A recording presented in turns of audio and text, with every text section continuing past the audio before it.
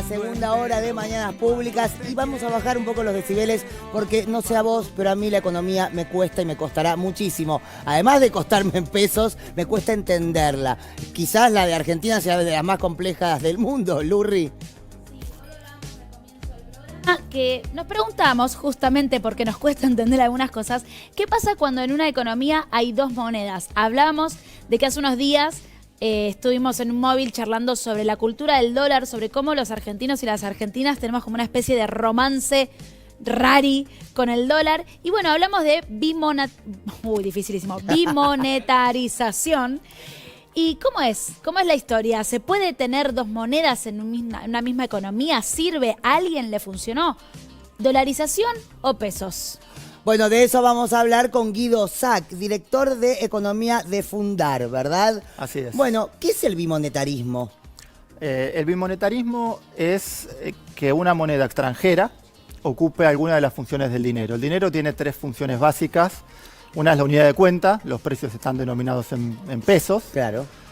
Para comprar y vender usamos pesos y para ahorrar es una función del dinero que hoy el peso no está cumpliendo y lo cumple el dólar. Claro. Pero el dólar también funciona como unidad de cuenta, por ejemplo, en los inmuebles y cada vez en más bienes y como medio de cambio también. ¿Y cuánto del peso de la desindustrialización, ¿no? Del hecho de tener que importar un montón de productos que tal vez en otros momentos de la Argentina se hacían en el país? ¿Qué pasó con la desindustrialización y el hecho de tercerizar en otros países la producción de cosas que tenemos que comprar? Porque eso dolariza automáticamente el precio. Bueno, efectivamente eso dolariza la unidad de cuenta, es decir, que los precios pasan a estar muy relacionados con el dólar. También sucede si Argentina los produce y los exporta, ¿no? Claro. Pero claro, en una economía como la Argentina, que tiene escasez de dólares, lo mejor que podríamos hacer es hacer un buen uso de esos dólares para importar insumos, producir, y evidentemente, si los usamos para ahorrar, compite con este otro fin. Lo que hay que generar es los incentivos para ahorrar en moneda nacional y no en moneda extranjera. Exactamente, a eso voy, ¿no? Porque justamente digamos, en el artículo ustedes hablaban de cómo salvar al peso y no morir en el intento. Era el nombre del artículo. Sí. ¿Cómo salvar al peso y no morir en el intento? Bueno, en primer lugar, dando una rentabilidad de las inversiones en pesos lo suficientemente atractiva para que le convenga a los argentinos y a los extranjeros también, pero partamos con los argentinos, ahorrar en pesos y no en dólares. Si uno mira la evolución de los últimos 50, 30 años, esto no ha sido así o ha sido así en periodos cortos y después hubo eventos muy puntuales como devaluaciones o congelamiento de depósitos que hicieron que quien apostó al peso perdió. Esto tiene que dejar de ser así. Tenemos que lograr que quien apueste al peso gane más que quien apueste al dólar. Y no va a ser de un día para el otro el cambio de mentalidad del argentino, pero si lo sostenemos durante años e incluso décadas, de a poquito vamos a lograrlo. ¿Sabes qué pienso, Guido? Pienso que la economía es una cuestión de fe, ¿no? Porque, digamos, ya no existe un respaldo concreto para ninguna moneda, en definitiva. En su momento el salario vino de la sal, después el patrón dólar, el patrón oro. Hoy, digamos, estamos un poco en esto. Y de hecho, uno de los países más endeudados de la tierra es Estados Unidos y sin embargo tiene una moneda fuerte. ¿Cuánto hay del humor y de lo que nos hacen creer que no vale la pena? O sea, de la creencia en el peso, ¿no? Sí, en economía las expectativas cumplen un rol fundamental, pero hay que ayudarlas también, ¿no? Lo que decíamos es hay que ayudarlas. Claro. Entonces, la historia que tiene Argentina hace que hayamos generado unas expectativas contrarias a las que les conviene al país. Y de nuevo el documento de Fundar lo que hace es apuntar a cómo revertimos eso, dando una rentabilidad más atractiva a las inversiones en pesos que en dólares. ¿Cuánto juega, no sé, un Estado corrupto, el hecho de no confiar en las instituciones? ¿Cuánto juega eso? Bueno, claramente influye. Ese no es un problema específico de la Argentina. La Argentina quizás tiene un problema específico de inflación que no se comparte con otros países de la región, de bimonetarismo que sí se comparte con otros países, pero no al nivel que tiene la Argentina. La corrupción, evidentemente, no sabría decir si está más en Argentina que en otros países, pero hay países que conviven con corrupción y con moneda Y nacional. con moneda nacional. Claro. Y la defienden y se sostiene. Por Efectivamente. eso digo, hay una cuestión de humor bastante extraña, ¿no? Y también pienso en la formación de los precios. Vos decís la inflación, Sí. que obviamente es lo que nos lleva a ahorrar una moneda que sea estable y no la nuestra, porque cada vez vale menos. La devaluación nos juega en Sí. contra del ahorro en pesos. Y pienso en cómo uno a veces no entiende bien, como decís, si al productor le pagan tanto y a mí en la góndola me lo venden a tanto, ¿dónde se va todo ese dinero? ¿Quién se lo queda?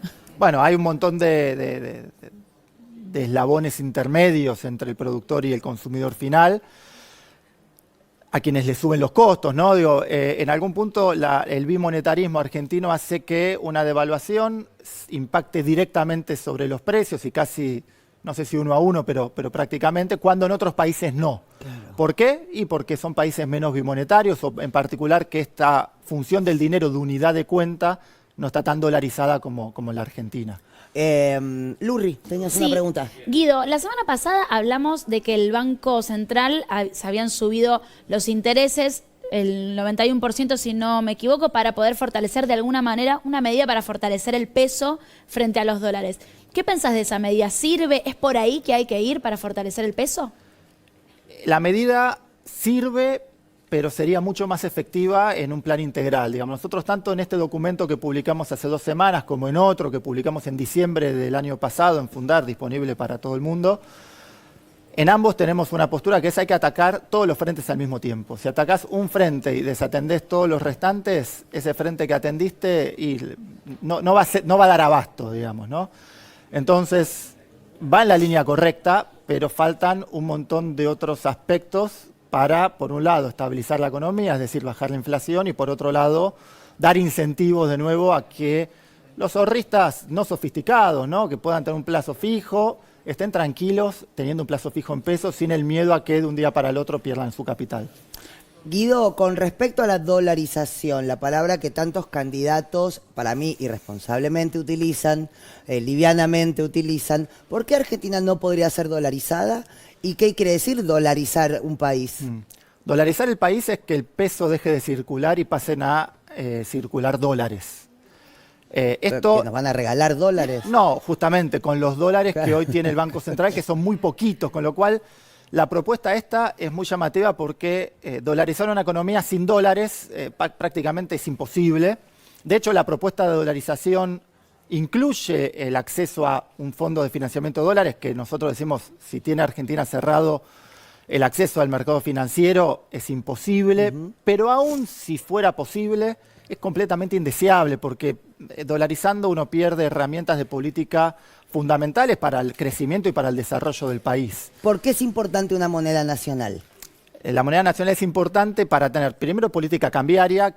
Que no haya sido la mejor la política cambiaria de Argentina no significa que no la podamos hacer bien. Digo, si uno martillando se la da en un dedo en lugar de un clavo, no es que tira el martillo y empieza a martillar con el puño, Claro. pues te lastimás. Digo, Claro. Empecemos a usar bien el martillo, ¿no?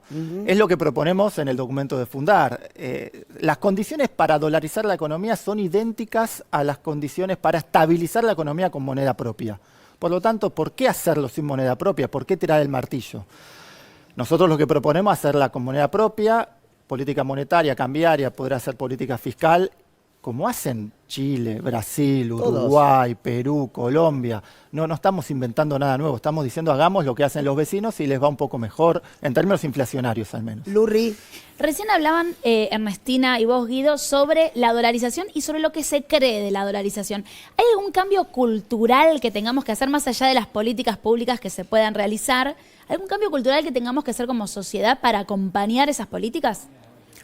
Yo creo que el cambio cultural se va a ir dando a medida que el sector público dé los incentivos adecuados, ¿no? Porque, a ver, yo me acuerdo de una anécdota con mi abuelo, ¿no? Cuando yo cumplí 13 años, mi abuelo, muy contento, me regaló un billete de $100, sí. ¿no? Feliz de la vida y diciéndome, ¿sabes cuándo vi yo el primer dólar? Cuando tenía 52 años. Vos a los 13, como una cosa de estatus, ¿no? Digo, como si tener dólares. Claro, él vio su primer dólar a los 52 años en el año 77. Es decir, que hasta el año 77 no circulaban los dólares, no había esa idea. Pero Rodrigazo, tablita, Claro. salía de la tablita, hiperinflación, 2001, Deuda externa. mentir con las estadísticas públicas, cepo, etcétera. Claro, son incentivos que terminan definiendo usos y costumbres. Lo que hay que generar son los incentivos adecuados para, así como adoptamos al dólar como moneda de ahorro, de a poco nos demos cuenta, si hacemos las cosas bien, que quien apostó al peso ganó más que quien apostó al dólar y de a poco ese uso y costumbre se puede revertir. Guido, o sea, ¿hay una esperanza? ¿Se puede salir de este problema enorme según Fundar? Totalmente, se puede salir. Otros países lo han hecho. Si bien en el momento en el que uno está, piensa que no hay luz al final del túnel, no es una situación única la que estamos viviendo. Es decir, Argentina ha estado en situaciones similares, otros países de América Latina y del mundo han estado en situaciones similares y lograron revertir tanto la inflación como la dolarización. Sí es necesario que el arco político llegue a unos mínimos denominadores comunes. Eso es algo para mí fundamental que se está perdiendo en la discusión política. No puede venir cada gobierno y hacer un país diferente, cambiar todas las reglas. Tiene que haber una estabilidad en algún punto para que una economía se pueda proyectar. Digo, ¿qué oportunidad se están perdiendo los dirigentes de sentarse y decir, a este país se lo saca entre todos? Y fíjense que hay algo llamativo de la propuesta de dolarización, que es que la grieta se corrió muy a la derecha, porque tanto el peronismo como Cambiemos están en contra de la dolarización. En ese sentido, parece haber un denominador común entre los dos espacios mayoritarios del país. Y hay un espacio muy a la derecha que está proponiendo algo que es impracticable e indeseable al mismo tiempo. Indeseable e irresponsable decirlo, ¿no? Así es. Gracias, Guido Sac, A director ustedes. de Economía de Fundar. Hay un camino posible y un futuro mejor.